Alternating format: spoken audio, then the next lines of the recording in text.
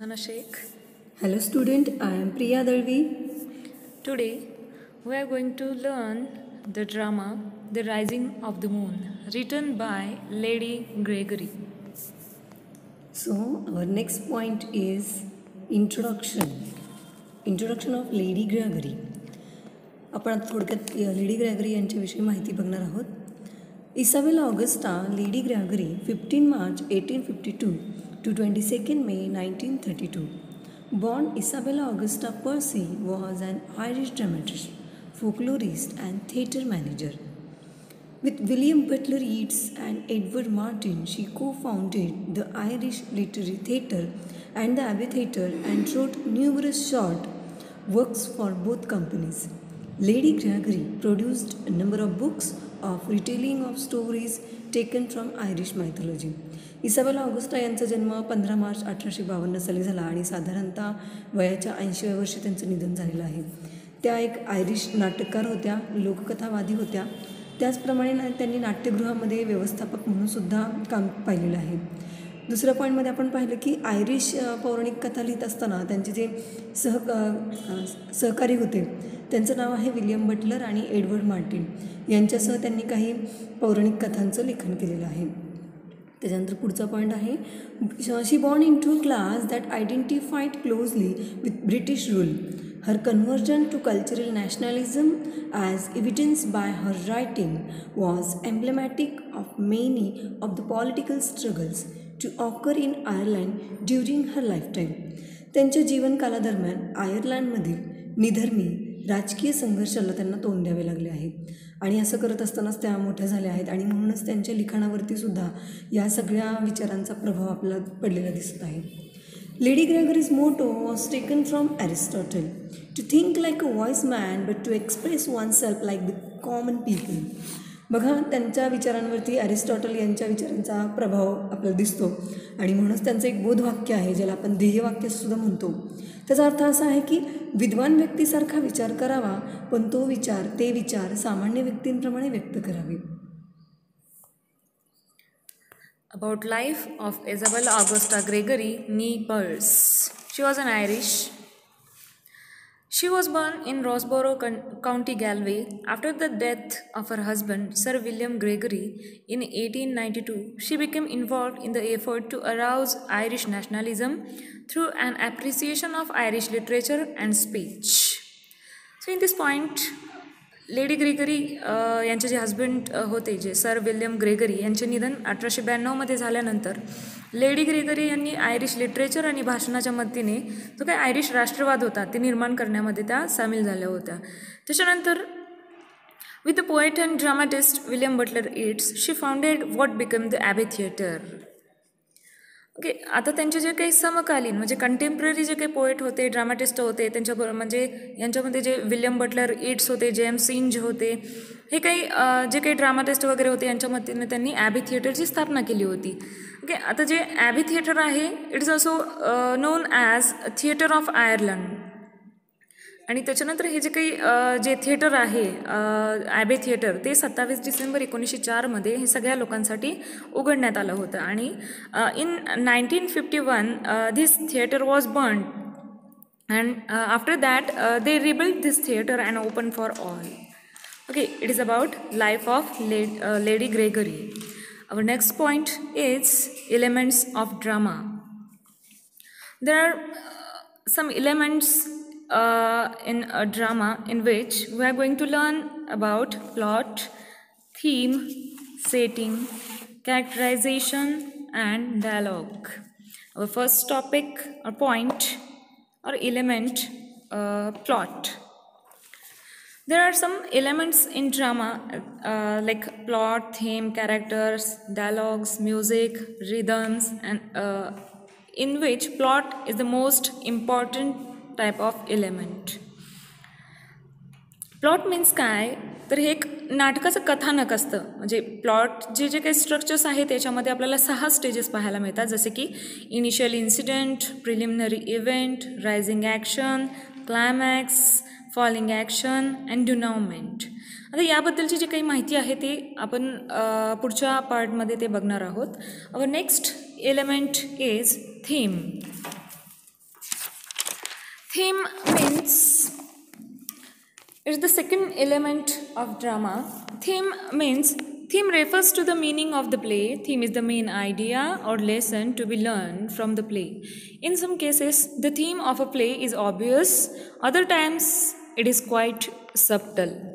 आता थीम म्हणजेच काय तर जो काही ड्रामा असेल प्ले असेल तो एका थीमवर आधारित असतो. जसं की याचा अर्थ असं की तो मूळ नाटकाचा विषय जो आहे त्याला आपण थीम म्हणतो.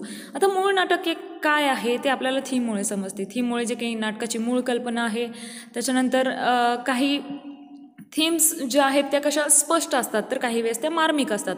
आता सर्वसामान्यपणे काही वेळेस थीम्स अशाही असतात जसे की conflict between two individuals, conflict between man and a supernatural power and conflict between the man and power himself.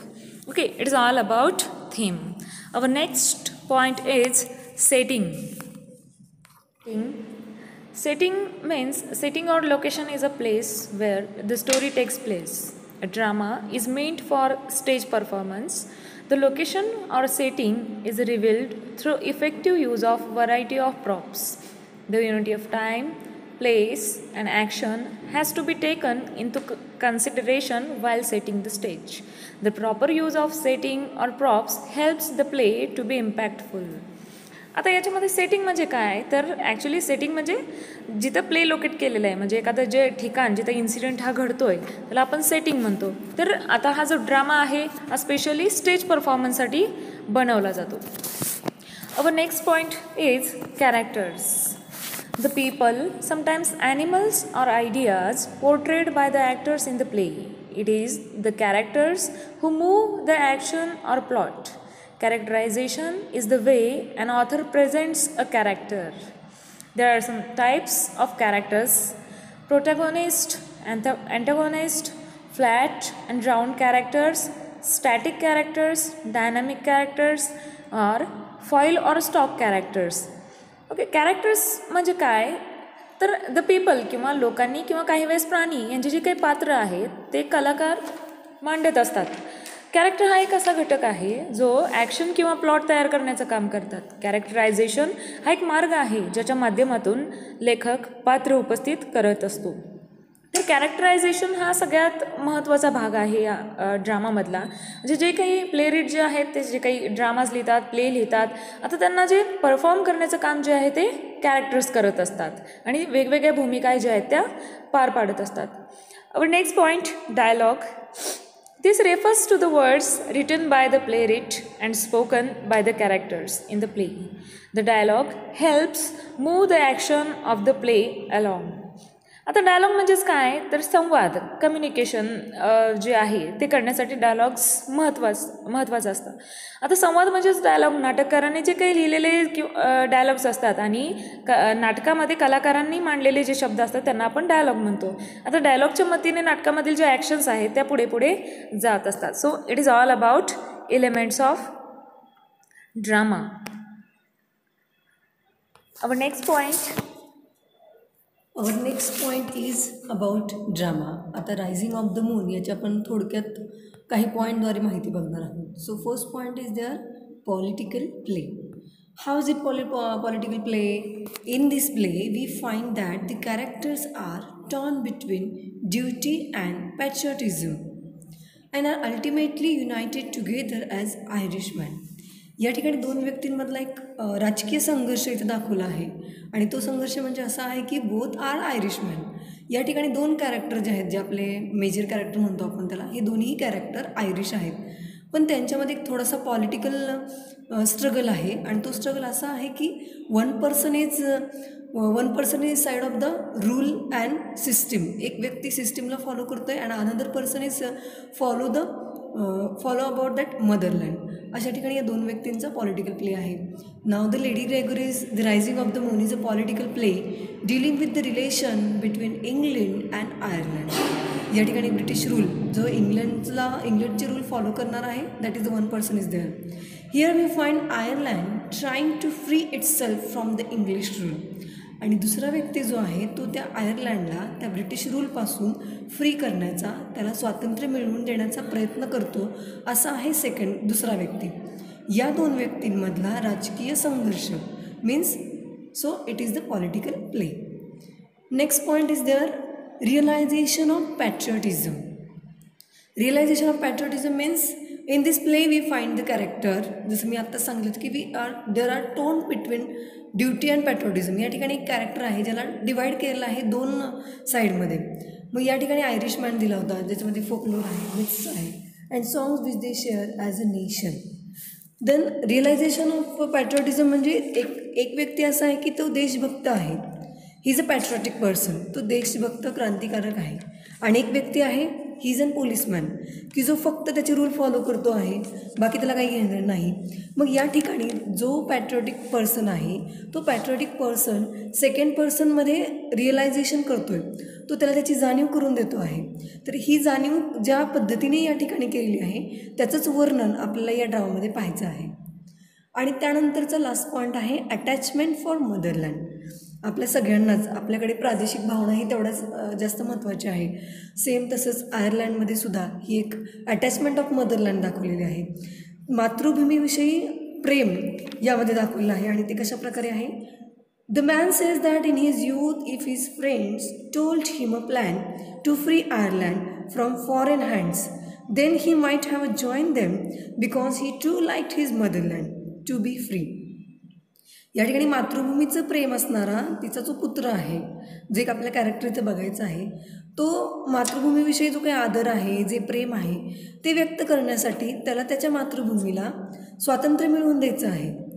त्याला त्याच्या मातृभूमीला फ्री करायचं आहे. कोणाच्या हातून, तर फॉरेन हँड्स. जे काही इंग्रजांनी त्याच्या मातृभूमीला कॅप्चर केलेलं आहे, त्याला ताब्यात ठेवण्याचा प्रयत्न केलेला आहे, त्याच्यातून त्याला सुटका करून द्यायची आहे. मग हे त्या ठिकाणी अटॅच फॉर मदरलँड आहे. त्याचप्रमाणे the man says that it is a strange world because a mother cannot cry what her child will grow up to be or who will be who in the end. ज्या भूमीवरती राहून त्याचं बालपण त्याच्यावरती गेलेलं आहे, त्या मातृभूमीसोबत खेळताना गेलं आहे किंवा बराचसा काळ त्याने तिथं घालवलेला आहे. आणि अशी जागा, अशी मातृभूमी त्याला परक्यांच्या हाती नाही का जाऊन द्यायची आहे, त्याला ती मिळवायची आहे.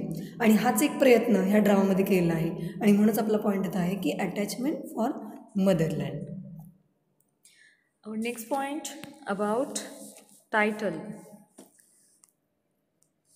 Okay, the title of our drama is The Rising of the Moon. Okay, The Rising of the Moon is an Irish ballad recounting a battle between the United Irishmen and the British Army during the Irish Rebellion of 1798. आता याच्यामध्ये काय दिलेलं आहे, the rising of the moon हे एक Irish ballad आहे. आणि या आयरिश बॅलड वरून हे जे लेडी ग्रेगरी यांनी आपल्या ड्रामाचं जे टायटल ते निवडलेलं आहे, the rising of the moon. आता हे बॅलड आहे म्हणजे याच्यामध्ये काय दिलेलं आहे, आता बॅलड म्हणजे काय, तर पोवाडा. जसं आपण काही शाहीर वगैरे कधी ऐकलं असतील त्यांनी, जे काही आपले छत्रपती शिवाजी महाराज आहेत त्यांचे जे काही शौर्यगाथा वगैरे जे गायल्या जातात, तसं हे एक जे बॅटल घडलं होतं. म्हणजे युनायटेड आयरिशमन जे आहेत त्यांनी ब्रिटिशांविरुद्ध बंड पुकारलं होतं. जे काही ब्रिटिशांचं जे काही शासकीय अंमल होता त्याच्या विरुद्ध यांनी बंड पुकारल्यानंतर ब्रिटिश आर्मीमध्ये आणि युनायटेड आयरिशमॅनमध्ये बॅटल झालं होतं. आणि तेच सगळं जे आहे ते या बॅलडमध्ये त्यांनी लिहिलेलं आहे. The rising of the moon जे आयरिश बॅलड आहे याच्यामध्ये ते 1798चं जे काही रेबिलियन झालं होतं त्याच्याबद्दल त्यांनी लिहिलेलं आहे. आणि या बॅलडवरूनच हे जे काही टायटल आहे ते लेडी ग्रेगरी यांनी घेतलेलं आहे. The rising of the moon was first published by the Irish national theatre. आता हा जो प्ले आहे तो जे आयरिश नॅशनल थिएटर, जसं आपण बघितलं ॲबे थिएटर जे आहे तसं, त्या थिएटरमध्ये हा रायझिंग ऑफ द मून जो आहे तो फर्स्ट टाईम परफॉर्म करण्यात आला होता. Next point, it is the basis for one of the 3 main stories of the 1957 popular film directed by American film director John Ford. 1921 based on the play the rising of the moon by Lady Gregory. आता जसं the rising of the moon हा play आहे, जसं आपण काही बघतो काही movies वगैरे जे आहेत, बरेच असे ड्रामा आहेत त्या ड्रामाजवर बेस्ड आपल्याला मूवी पाहायला मिळतात. आता हे सुद्धा जे रायझिंग ऑफ द मून हा जो प्ले आहे ह्या सुद्धा ड्रामावर बेस्ड अशा काही मूवीज आहेत. जसं अमेरिकेचे जे फिल्म डिरेक्टर आहेत जॉन फोर्ड यांनी सुद्धा 1957 जी काही त्यांची पॉप्युलर फिल्म होती त्याच्यामधल्या ज्या मेन 3 स्टोरी होत्या त्याचा बेस जो आहे तो या रायझिंग ऑफ द मून या प्लेवर आधारित होता. Okay, last point, the title is an interesting element of the play. It is quite symbolic and metaphorical. Many analysts agree that the moon Gregory writes about is in fact a symbol for Ireland itself. Thus, the rising of the moon figuratively means the rising of Ireland. आता symbolic म्हणजे काय? Symbol म्हणजे काय? तर एक प्रतीक, म्हणजे जसं प्रतिकात्मक असं रूपकात्मक वगैरे मेटाफरिकल. आता याच्यामध्ये मून हा वर्ड जो आहे तो लेडी ग्रेगरी यांनी वापरलेला आहे. द मून हे काय आहे? द मून हे सिम्बल म्हणून आयर्लंडसाठी लेडी ग्रेगरी यांनी लिहिलेलं आहे. जसं की the rising of the moon या टायटलचा जो अर्थ आहे त्याला आपण असंही म्हणू शकतो की the rising of Ireland. Okay, it is all about title. Okay, our next point. Our next point is map. Look at the screen. In front of you there is Ireland and that side England is there. Right side England and left side is Ireland is there. So बघा तुम्ही बघू शकताय की great Britain या ठिकाणी England आहे आणि आयर्लंडचा जो मॅप आहे तिथे आपलं असं माहिती आहे की भारतावरती इंग्रजांनी 150 वर्ष राज्य केलं. 150 years they ruled over India. आणि फक्त इंडियाच आहे का? So no, other countries are there also. या ठिकाणी काही सुद्धा असे देश आहेत की ज्या देशांवरती इंग्लंडनी राज्य केलेलं आहे आणि त्यापैकीच एक आहे आयर्लंड. मग सेम जसे आपल्या इथे चळवळी झाल्या, आंदोलन झालं, बऱ्याच नेत्यांनी जसं महात्मा गांधी असतील, आंबेडकर असतील, यांनी जसं ते स्ट्रगल केलं आपल्या देशाला स्वातंत्र्य मिळवून देण्यासाठी, सेम तिथेच सुद्धा आयर्लंडमध्ये आयरिश लोकांनी सुद्धा त्या काळामध्ये बरेच बंड पुकारल्या, काही चळवळी झाल्या, काही रिव्हॉल्युशनरी ॲक्ट तिथे झाले आणि त्यापैकीच एक म्हणजे तो आहे आणि त्या काळातलाच हा ड्रामा आज आपण अभ्यासत आहोत. So next point about play.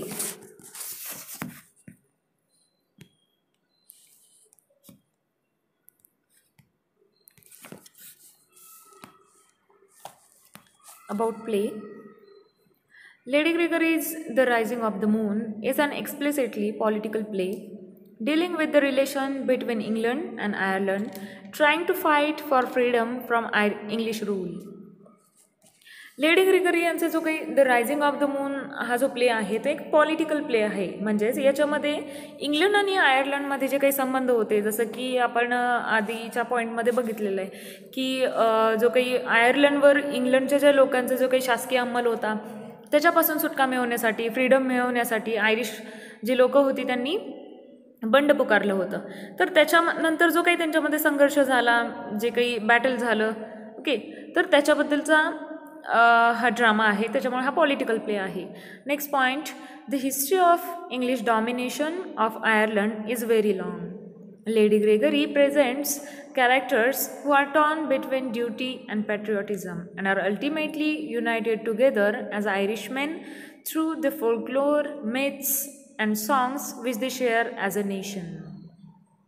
In this point, the history of English domination of Ireland is very long. म्हणजेच जे काही आता आयर्लंडवर जो काही इंग्लंडचा वर्चस्वाचा इतिहास आहे तो तसा खूप मोठा आहे आणि लेडी ग्रेगरी यांनी जे काही याच्यामध्ये असे पात्र मांडलेले आहेत.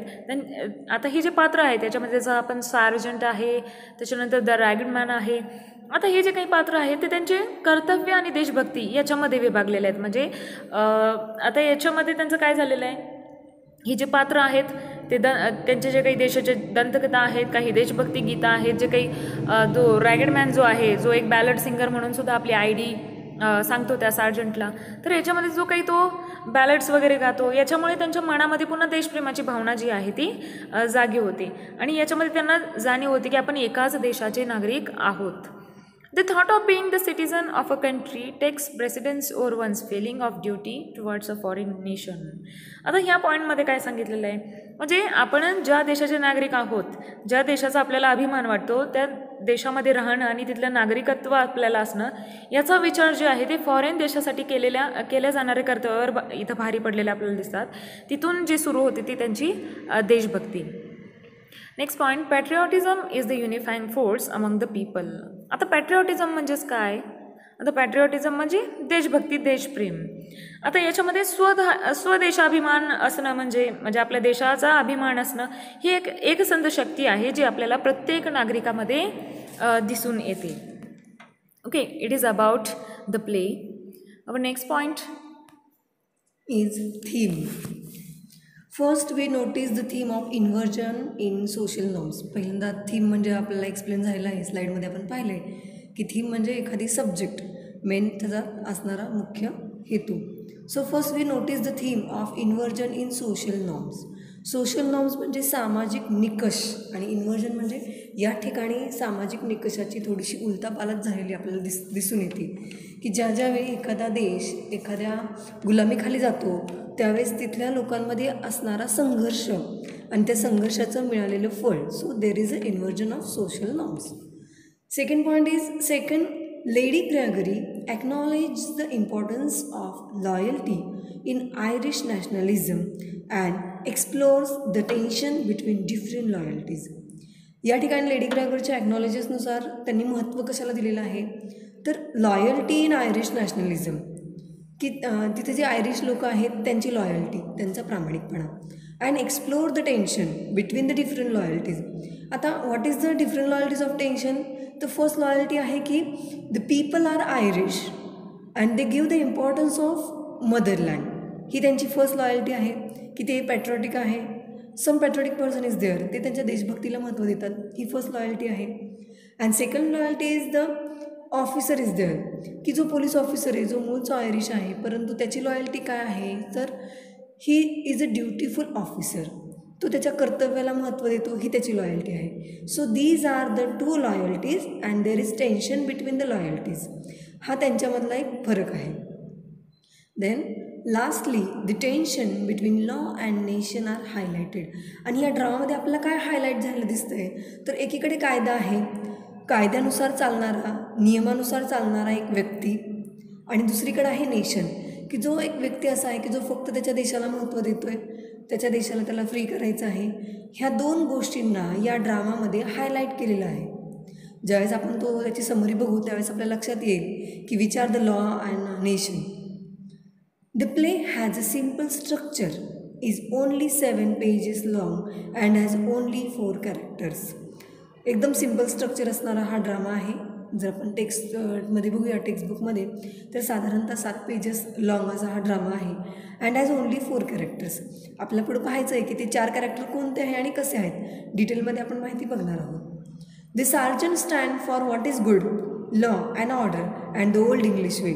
या ठिकाणी sergeant is a symbol and indicate the good way, who follow the rule, who follow the law and order.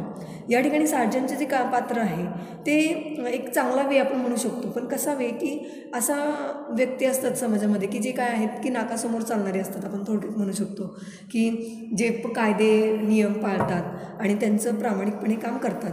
अशा प्रकारचा old English way indicate the sergeant. And second is there the ragged man. The ragged man stand for the bad, rebellion and the new Irish way. जो ragged man आहे तो bad म्हणता येणार नाही आपल्याला, परंतु ज्याला कसलेच नियम पाळायचे नाही आहे, ज्याला फक्त आपल्या देशाला फ्रीडम मिळवण्यासाठी each and every condition he do the all triage, त्याला प्रत्येक सामदाम दंडभेद असं करून त्याला त्याच्या देशाला स्वातंत्र्य मिळवून द्यायचं आहे. असा एक वे ज्याला आपण न्यू आयरिश वे असं म्हटलेलं आहे. So there is the point of theme.